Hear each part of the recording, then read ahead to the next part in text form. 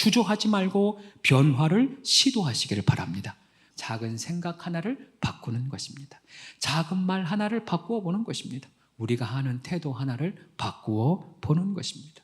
이것이 변화의 시작입니다. 그리고 이 변화를 지속할 때 우리의 삶은 반드시 180도 바뀌어져 있을 것입니다. 오래전 이야기입니다. 5층짜리 건물에 4층에 개척교회가 들어섰나 봐요. 주일 낮 예배 때는 큰 문제가 없는데 저녁 예배 때는 문제가 심각해집니다. 윗집에 술집이 있었던 거예요. 그래서 밤만 되면 아래층에는 찬양이, 위층에는 가요가 배틀이 붙어요. 목사님이 찬양을 합니다. 나 같은 죄인 살리신. 점잖게 하려고 하면 위층에서 노래가 들려와요. 당신을 향한 나의 사랑. 얼마나 힘들겠어요. 밑에서 찬양을 하면 위에서 가요가 나오고, 밑에서 찬양하면 위에서 가요가 나오니까 너무 예배가 어려운 거예요. 이래서는 안 되겠다 싶어서 목사님이 작정 기도를 합니다. 저 술집 좀 망하게 해달라고, 저 술집 좀 없애게 해달라고 한 달 내내 기도를 하는데 실제로 그 술집에 불이 났대요. 다행인 것은 교회 이상은 아무것도 없는데 술집만 홀라당 탄 거예요. 근데 문제가 생겼어요. 경찰이 찾아옵니다. 목사님, 술집 사장님이 그러는데 목사님을 고발을 했어요. 목사님이 술집 망하게 해달라고, 불나게 해달라고 기도해서 그렇답니다. 사실입니까? 그랬더니 목사님이 거짓말은 할 수 없고 실제로 말해요. 네. 그야 술집이 워낙 시끄러우니까 술집이 없어지게 해달라고 기도는 했지요. 그러나 뭐 그 기도했다고 그렇게 불이 났겠습니까? 그러는 거예요. 경찰이 얼굴이 심각해집니다. 목사님 이상하네요. 술집 사장님은 기도의 능력을 믿는데 목사님은 기도의 능력을 믿지를 않네요. 저도 목사이지만 때로 이런 믿음 없는 모습이 저에게도 있습니다. 목사라는 직분은 가지고 있지만 그 직분에 맞는 행동, 삶의 태도가 드러나지 않을 때가 자주 있습니다. 그래서 우리 목사님들에게는 절대적으로 내려오는 한 가지 문장이 있습니다. 목사가 되기 전에 신자가 되어야 한다. 목사가 되기 전에 사람 되어야 한다. 우리에게 이야기를 하지요. 얼마 전 예수 동행 세미나를 참석했습니다. 세미나를 참석하면서 한 가지 놀라운 것과 또 한 가지 결단이 생겼습니다. 먼저 한 가지 놀라운 것은 제가 생각한 것보다 주님과의 시간, 조금 더 명확하게 이야기하면 주님을 생각하는 시간이 적었다라는 것에 놀라웠습니다. 설교를 준비하고 말씀을 묵상하고 말씀을 전하고 찬양을 하지만 예수님 생각은 적었던 거예요. 그리고 결단 한 가지가 생깁니다. 나는 목회자 이전에 동행자가 되어야 하겠다. 목회하는 사람, 목회자 이전에 주님과 동행하는 동행자가 되어야겠다라는 결단을 했습니다. 많은 사람들이 이야기합니다. 한국 교회 참 문제다. 한국 사회 참 문제가 많다. 많은 사람들이 문제를 지적합니다. 그리고 교회를 바꾸고 싶어 해요. 사회가 바뀌어야 한다라고 주장합니다.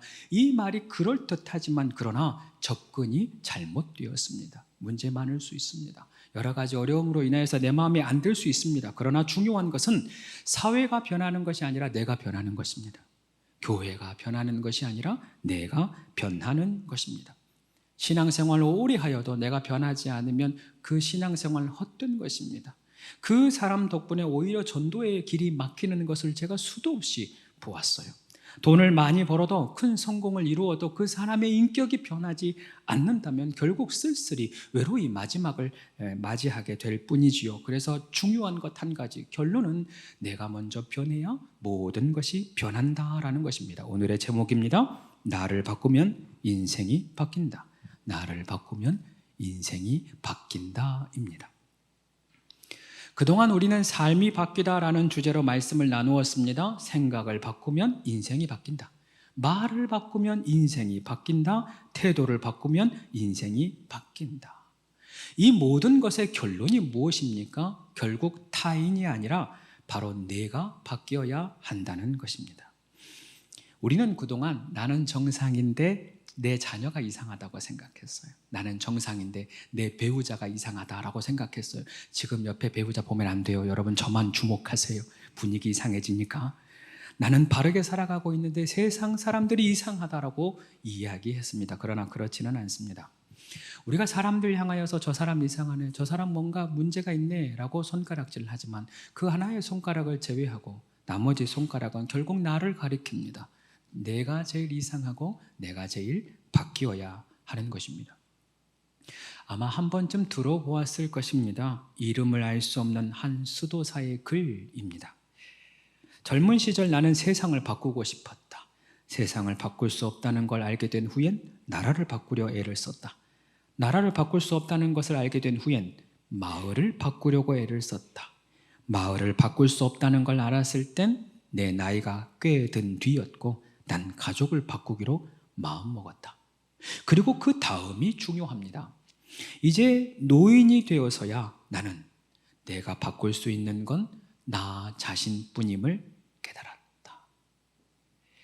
그리고 부른 듯 깨닫는다. 오래전 내가 나 자신을 바꾸기로 마음먹었다면 내 가족을 바꿀 수 있었을 거라는 걸. 내 가족을 바꾸었다면 내 가족과 더불어 우리 마을을, 우리 마을과 더불어 우리 나라를, 그리고 세상을 조금 더 바꾸었을 것이라는 걸. 이 글이 우리에게 주는 교훈은 명확합니다. 결국 남이 아니라 내가 먼저 변해야 한다는 것입니다. 우리도 이 수도사와 같은 실수를 많이 합니다. 자녀를 바꾸려고 합니다. 배우자를 바꾸려고 합니다. 성도들을 바꾸려고 합니다. 직원들을 바꾸려고 합니다. 내 주변에 있는 사람들을 어떻게든 바꾸어 보려고 말을 합니다. 그러나 바꾸어야 할 대상이 잘못되었다는 것입니다. 하루는 선생님이 학생들에게 장래 희망을 물어요. 여기저기 손을 들고 이야기합니다. 저는 뭐가 되고 싶어요? 저는 뭐가 되고 싶어요? 그런데 한 학생이 진지하게 선생님에게 이야기해요. 선생님, 저는 재벌집 아들이 되고 싶은데 안 될 것 같아요. 아니, 왜 안 된다고 하냐? 아무리 어려워도 노력하면 된다. 아니요, 선생님. 제가 아니라 아빠가 노력을 안 해요. 아빠가 노력해야 재벌집 아들이 되는데 아빠는 안 될 것 같아요. 이 아이도 아빠 핑계를 대요. 어디 아이뿐이겠습니까? 우리는 우리의 인생의 어려움, 나 때문이 아니라 남 때문이라고 얘기합니다.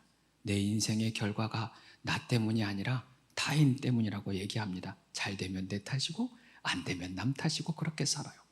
우리는 지금 이러한 생각을 버려야 합니다. 다시 말씀드립니다. 먼저 나부터 변해야 모든 것이 바뀝니다. 어떤 분들은 이야기합니다. 사람은 변하는 게 아니야. 사람은 고쳤을 것이 못 돼. 나는 이 나이 먹도록 이대로 잘 살아왔어. 나는 평생 이렇게 살아왔어 라고 이야기합니다. 그러나 그렇지 않습니다. 모든 사람은 변합니다. 다만 우리가 그 변화를 싫어하는 거예요. 그 변화를 시도하지 않는 것이 문제입니다. 정신과 의사로 한평생을 살아왔던 박건호 박사님이라는 분이 계십니다. 그분이 얼마 전에 책을 하나 썼는데 제목이 삶의 태도입니다. 이 책의 표지에 두 문장이 적혀져 있어요. 첫 번째, 내가 변하면 모든 것이 변한다 라고 되어 있습니다. 오늘 이야기지요. 오늘 의사 선생님이 저와 똑같은 말을 하는 것입니다. 여러분, 제 말을 못 믿겠으면 이 선생님의 말을 믿어봐요. 그럼에도 안 믿네. 여러분, 믿어봐요. 진짜예요. 내가 변하면 모든 것이 변한다 라고 이야기하고 있어요. 그리고 아래 한 문장이 더 있습니다. 더 나은 삶을 살고 싶다면 오늘의 나를 깨뜨려라. 다시 한번, 더 나은 삶을 살고 싶다면 오늘의 나를 깨뜨려라. 이 문장이 저에게 매우 충격적으로 다가왔습니다. 우리가 지금 변화를 통해 이루고자 하는 것은 이보다 더 나은 삶입니다. 이보다 더 나은 삶을 살기 위해 기도도 하고 이보다 더 나은 삶을 살기 위해 신앙생활도 합니다. 그런데 그 나은 삶을 살기 위해서 가장 중요한 것은 오늘의 나를 깨뜨리는 것이라고 이야기하고 있는 것입니다. 여러분, 이런 말 들어보셨습니까? 달걀은 남이 깨면 후라이가 되고 내가 깨면 병아리가 된다. 안 들어봤네. 여러분, 잘 들어봐요. 달걀은 남이 깨면 후라이예요. 그래서 오늘부터 후라이 할 때마다 이건 내가 깨뜨리지만 나는 내가 스스로 깨야지, 그 얘기를 해야 돼요. 그 결단이 있어야 돼요. 우리도 남의 인생을 깨트리면 그 인생이 망합니다. 우리도 내 자녀의 인생을 깨트리면 그 아이가 잘 자라는 것이 아니라 그 아이가 아파요. 내 말로 누군가의 달걀을 깨트리면, 누군가의 인생을 깨트리면 그것이 잘 되는 것이 아니라 오히려 실패하고 깨지는 인생이 되더라는 거예요. 결국 내 인생은 내 스스로 나를 변화시켜야 한다는 것입니다. 독수리가 스스로 알을 깨지 않으면 독수리가 될 수 없듯이, 나비가 스스로 번데기 찢지 않으면 나비가 될 수 없듯이, 우리도 내가 오늘의 삶을 스스로 깨뜨리지 않으면 더 나은 삶을 살 수 없는 것입니다. 그래서 이 책에서 박사님이 이렇게 적어놨어요. 들어보세요. 사람이 절대 변하지 않는다고 하지만 이 말은 거짓말이다. 사람은 바뀔 수 있다. 사람이 바뀌지 않는 이유는 바꾸지 않기 때문이다. 사람의 뇌는 멈추지 않는다. 늘 새로운 습관을 형성하고 새로운 기술을 배우며 사고방식을 바꿀 준비가 되어 있다. 우리가 원한다면 우리는 얼마든지 바꿀 수 있다라고 이야기합니다. 이분의 연세가 60이 훌쩍 넘으셨어요. 그때 이런 얘기를 하는 거예요. 그리고 자신의 일화, 자신의 이야기 하나를 해요. 한 번은 아내 없이 연구 때문에 미국의 콜로라도에 3개월 동안 지냈던 일이 있었답니다. 마침 그곳에 딸들이 사는 집과 가까웠답니다. 그래서 저녁은 딸들과 같이 먹기로 하고 첫날입니다. 밥을 다 먹고 앉아 있는데 딸이 퉁명스럽게 얘기하더래요. 아빠는 그렇게 계속 앉아 있고 싶어. 그러는 거예요. 계속 앉아 있었거든, 평생에. 계속 앉아 있었기 때문에 앉아 있었는데 계속 그렇게 앉아 있고 싶어? 라고 물어보니까 너무 충격이었대요.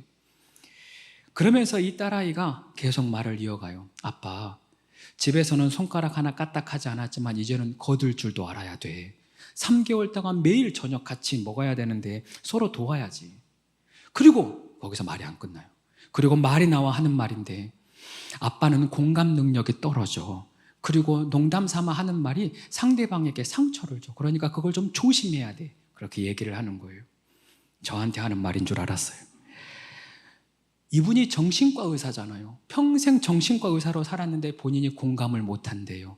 본인이 말로 상처를 준대요. 이 말이 자기에게 너무 충격이었던 것입니다. 그리고 그 충격으로 인해서 내가 이대로 살아서는 안 되겠다라는 결단을 합니다. 그리고 시도를 해요. 제일 먼저 변화된 것이 자기가 운동하기 시작한 거예요. 아침에 운동을 합니다. 계속해서 걸어보고 산책을 하고 뛰어도 봅니다. 아침과 점심을 스스로 해봐요. 늘 남이 해주던 음식만 먹었는데 스스로 해 먹어봅니다. 그리고 딸이 지적했던 말버릇도 바꿔가기 시작합니다. 그랬더니 자신감이 생기더래요. 내가 변했더니 제일 좋아하는 게 딸들이래요. 그 딸들이 이런 얘기를 합니다. 30년 넘게 가족으로 살아왔는데 그 3개월 가장 좋았다고. 30년을 넘게 가족으로 살아왔는데 그 3개월이 가장 좋았다, 행복했다 이야기합니다. 그리고 그 경험 때문에 그 책을 쓰기 시작했다는 거예요. 여러분, 사람은 누구나 실수할 수 있습니다. 20년, 30년, 40년, 50년 저마다 각자의 방식, 각자의 생각으로 삶을 살아왔습니다. 그러나 그것이 변화하지 않는 이유가 되어서는 안 됩니다. 그것이 변하지 않는 이유가 될 수도 없습니다. 3개월이면 충분합니다. 여러분 마음에 뭔가 달라져야겠다, 내가 먼저 뭔가 바꿔야겠다라는 생각이 든다면 주저하지 말고 변화를 시도하시기를 바랍니다. 큰 게 아니어도 괜찮아요. 작은 것이면 괜찮아요. 우리가 이미 나누었지 않습니까? 작은 생각 하나를 바꾸는 것입니다. 작은 말 하나를 바꾸어 보는 것입니다. 우리가 하는 태도 하나를 바꾸어 보는 것입니다. 이것이 변화의 시작입니다. 그리고 이 변화를 지속할 때 우리의 삶은 반드시 180도 바뀌어져 있을 것입니다. 그렇다면 우리의 삶의 가장 중요한 변화의 그 시작, 그 근원은 무엇일까요? 오늘 말씀은 복 있는 사람에 대해서 이야기합니다. 진정 복 있는 사람 누군가? 진정 행복자는 누구인가? 질문하고 답을 내립니다. 성경은 말하죠. 복 있는 사람은 죄인들의 길에 자리에 서지 않고 오만한 자들의 자리에 앉지 않는다. 여호와의 말씀을 늘 즐거이 묵상한다. 그리고 시냇가에 심겨진 나무와 같이 날마다 열매를 맺고 형통하다라고 말했습니다. 다시 말해 행복한 사람은 복 있는 자리에 있는 사람이라는 것입니다. 행복한 사람은 결국 하나님께 뿌리를 내리는 그 사람이 행복하다, 형통하다라고 말씀하고 있습니다. 그렇습니다. 내 삶의 변화를 위해 우리가 가장 먼저 해야 할 한 가지 일은 세상에 두고 있는 내 뿌리를 거두고 하나님께 뿌리를 내리는 것입니다. TV, SNS, 미디어, 내가 즐기고자 했던 세상의 모든 즐거움에서 그 뿌리를 거두고 말씀, 찬양, 기도, 예배, 하나님께 뿌리를 내리기 시작하는 것입니다. 이 말씀을 예수님도 동일하게 하십니다. 요한복음 15장 4절 우리가 읽었지요? 내 안에 거하라 나도 너희 안에 거하리라. 가지가 포도나무에 붙어 있지 아니하면 스스로 열매를 맺을 수 없음 같이 너희도 내 안에 있지 아니하면 그러하리라. 이 말씀을 보면서 늘 제 안에 의아했던 것이 붙어있는 주체가 가지라는 거예요. 우리는 그동안 포도나무가, 즉 예수님이, 하나님이 가지를 붙드는 것이라고 생각했습니다. 그 말도 맞습니다. 우리가 우리의 인생 가운데 오직 하나님의 은혜로 구원을 받습니다. 내 의지가 아닙니다. 하나님께서 은혜로 하나님이 믿어지게 하시고 은혜로 예수님이 믿어지게 하십니다. 하나님이 우리를 붙드는 거예요. 끝까지 붙드십니다. 그러나 열매를 맺기 위해서는 우리가 예수님을 붙들어야 합니다. 그냥 신앙생활 말고 구원받는 신앙생활을 넘어서서 열매 맺는 신앙을 하기 위해서는 가지가 포도나무를 붙들어야 한다는 것입니다. 생각해보면 맞는 말이에요. 기도의 열매를 맺기 위해서는 기도로 예수님을 붙들어야 하는 것입니다. 말씀의 열매를 맺기 위해서는 말씀 되신 주님을 붙들어야 하는 것입니다. 이 고난을 이기고 승리와 기적을 맛보기 위해서, 기적의 열매를 맛보기 위해서는 기적의 근원 되신 예수님을 끝까지 붙들어야 하는 것입니다. 이처럼 가지가 나무를 붙들 때 열매를 맺는 것입니다. 그렇다면 변화의 열매의 시작 또한 마찬가지입니다. 우리 안에 변화의 열매를 맺기 위해서는 예수님께 뿌리를 내리고 예수님께 붙어 있어야 하는 것입니다. 여러분에게 묻습니다. 여러분은 여러분의 뿌리를 어디에 두고 있습니까? 여러분은 여러분의 근원을 어디에 두고 있습니까? 이제 그 뿌리를, 세상의 뿌리를 하나님께로 옮기시기를 바랍니다. 너무도 멋진 것이 우리가 예수님께 붙어 있기만 하면 예수님이 우리를 예수님 닮게 하십니다. 우리가 말씀을 붙들기만 하고 예수님께 붙어 있기만 하면, 우리가 예수님께 심겨 있기만 하면 우리의 삶에 예수님의 성품이 드러납니다. 하루를 말씀으로 시작하고 말씀을 붙들고 말씀으로 살면 우리 안에 말씀의 변화가 일어나는 것입니다. 제가 요즘에 날마다 예수 동행 일기를 씁니다. 매일 일기를 쓰면서 참 부끄러워요. 늘 쓰는 내용이 같아요. 내일은 조금 더 잘 살아야지. 내일은 조금 더 잘 살아야지. 어쩜 그렇게 한결같은지 몰라요. 그러나 제 안에 감사한 게 있어요. 계속해서 무엇인가 해보는 것. 저녁이 되면 억지로라도 펜을 들고 일기를 써가는 것, 우리 주님을 생각하는 것, 이것이 제 삶에 생겨난 변화입니다. 이 변화를 통해 제가 얻은 게 있어요. 이전보다 예수님 생각을 조금 더 하게 됩니다. 하나님 생각을 조금 더 많이 하게 됩니다. 이전보다 주님의 마음을 더 품게 됩니다. 그리고 말과 행동에 조금씩 변화가 일어납니다. 변한 게 그 정도냐라고 할 수 있지만 조금씩 변화되고 있어요. 감사해요. 이것은 제가 목사라서 저에게만 일어나는 변화는 아닙니다. 저와 여러분, 우리 모두가 우리의 삶의 뿌리를 옮겨놓기만 하면 우리의 말이 변하고 우리의 행동이 변합니다. 내 안에 계신 주님께서 선한 말을 하게끔 인도해 주십니다. 내 안에 있는 말씀이 우리로 하여금 다시 일어날 용기와 또 힘을 주십니다. 매일 하루의 시작을 주님으로 시작할 때, 매일 하루의 시작을 말씀과 기도와 찬양으로 시작할 때 우리의 삶은 변화됩니다.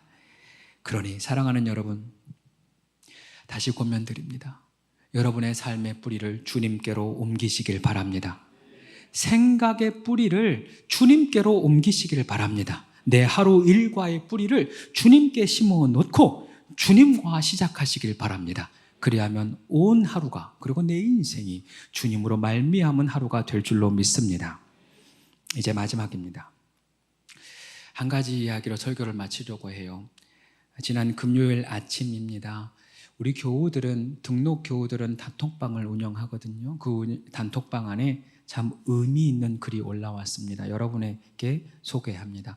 이분은 이전에도 신앙생활을 했었습니다. 우리 교회에 와서 약 한 달쯤 된 것 같아요. 이런 글을 올렸어요. 제목이 참 멋집니다. 한소망 우리 교회에서 시작된 조용한 변화. 조용한 변화. 벌써부터 은혜가 되지 않아요, 여러분? 그 일부입니다. 지난 한 달이 짧다면 짧은 시간이지만 제 삶에 조용한 변화들이 일어나고 있습니다. 그 중심에는 매일 아침 목사님께서 제가 매일 아침 목사님께서 보내주신 목회 서신이 있습니다.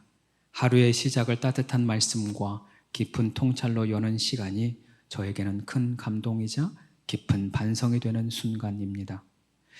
예전에는 마음 한켠에 오늘 한 번만 예배를 쉬고 싶다는 유혹에 빠져들 때도 있었지만 한소망 우리 교회에 출석한 이후로는 주일이 기다려지고 예배가 그리워집니다. 아직은 부족하고 더디지만 말씀 안에서 조금씩 바뀌어가는 제 모습이 때로는 낯설고 한편으로는 참 고맙습니다. 이 변화가 저를 어디로 이끌지 궁금하고 또 기대됩니다. 저도 집사님의 변화가 낯섭니다. 집사님의 변화가 또 고맙기도 합니다. 이 변화가 어찌 될지 궁금하다고 하시는데 제가 알려드릴게요. 예수님께 뿌리를 옮기면 내가 변합니다. 이 변화는 가족의 변화를 이끕니다. 이 변화는 자녀의 변화를 이끕니다. 이 변화는 공동체의 변화를 이끌어낼 것입니다. 집사님을 통하여 주위에 온 사람들이 밝아질 것입니다. 사랑하는 여러분, 이렇듯 변화는 나로부터 시작이 됩니다. 오직 주님의 주신 말씀으로 내 안에 채워갈 때 우리는 조금씩 변화될 것입니다. 조금씩 바뀌어지는 우리의 모습에, 나의 모습에 나 스스로 놀라게 될 것입니다. 그리고 무엇보다 우리 주님이 기뻐하십니다.